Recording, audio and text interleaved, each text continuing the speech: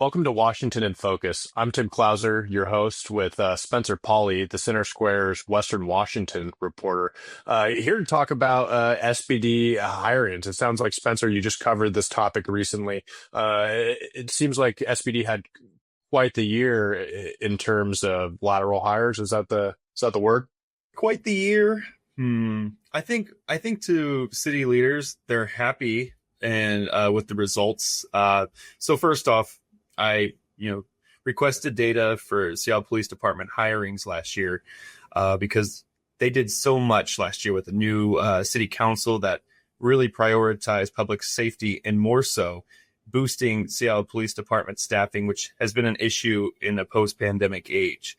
So what I got back was that they had 34 lateral candidates that passed the civil service exams, all of these tests they need to do, and we're ready for background checks. That's the final stage that these candidates can go to.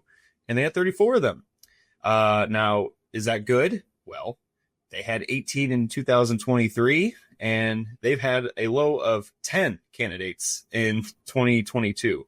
So Oh, wow. it's a positive step. And when I reached out to city leaders, including Mayor Bruce Harrell and Seattle City Council Chair Sarah Nelson, they said this is a positive step and they expect things to continue to improve with the number of lateral candidates they hire in 2025 and beyond.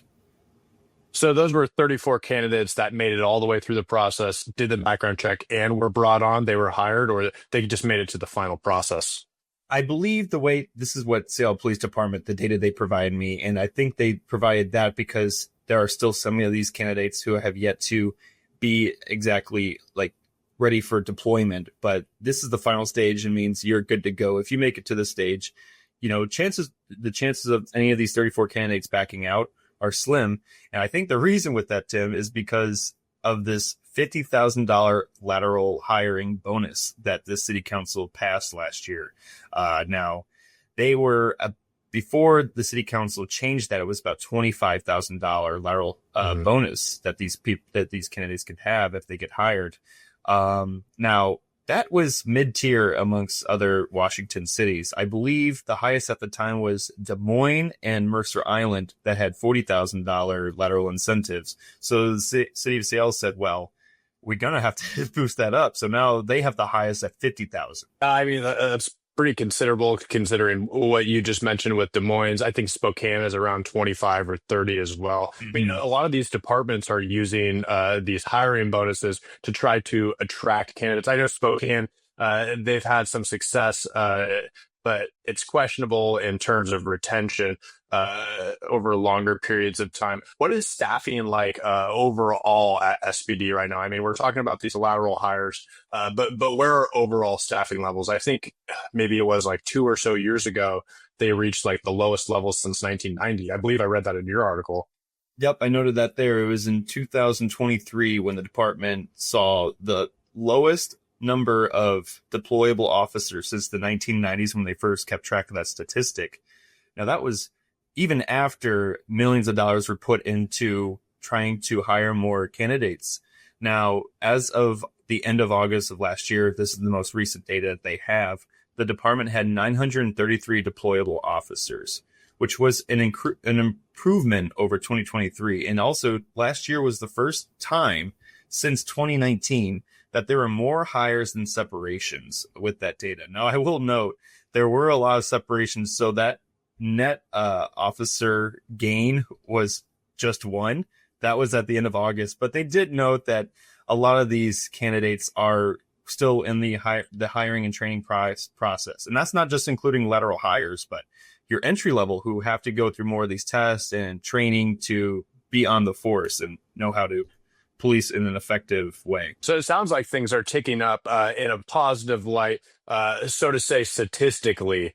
Right. But what happened in the first place for this slowdown? I think it's worth mentioning that, 2020, 2021, 2022, that was right around the defund the police movement, the death of George Floyd and the resulting riots that went across the country. Did the city tell you these were contributing factors? What did they say was the reason? Mentioned it in the past, Tim. I mean, just in city council meetings, especially with the newer one. I know Seattle City Council member Rob Saka has mentioned the defund police movement and the damages that has caused in the past. Now, you've hit it on the head right there. I think a lot of this started after the George Floyd protests and the widening division between your Seattle city residents and the Seattle Police Department. It's still here to this day. I mean, there were cases in the past where we had one officer caught on body camera saying a victim of a victim of a hit by a police department police officer driving, that said that she had minimal value. Now, he said it in jest, but that didn't really sit well with residents who protested, and that officer ended up being fired.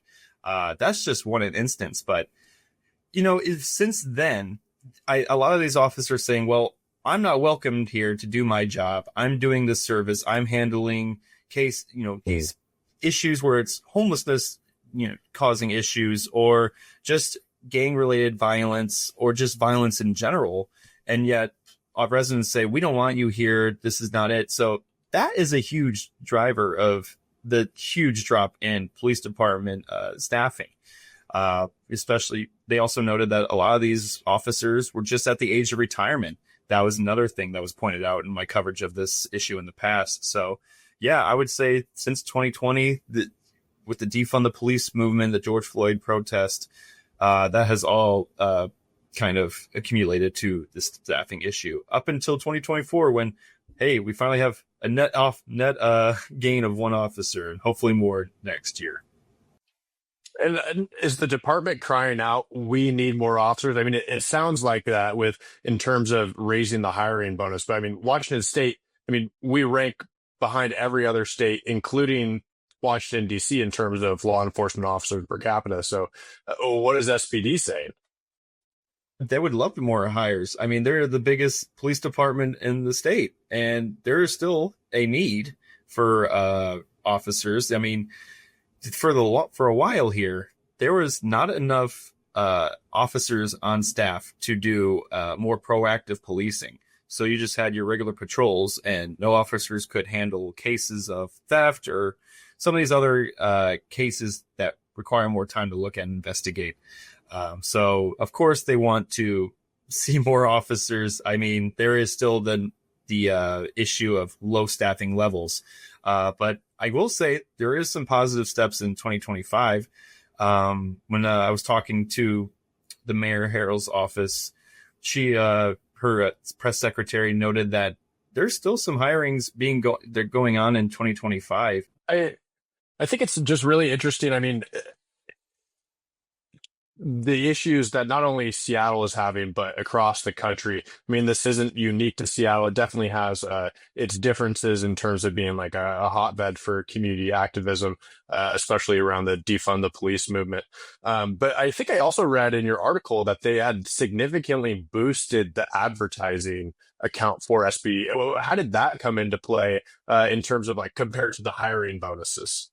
Well, hiring bonus of $50,000, but just for advertising, this is you can see ads on LinkedIn or YouTube ads where it's police department recruiting advertisement. They put a budget of $2.5 million this year just for that alone, to take up commercial space and just showcase the need for police department officers.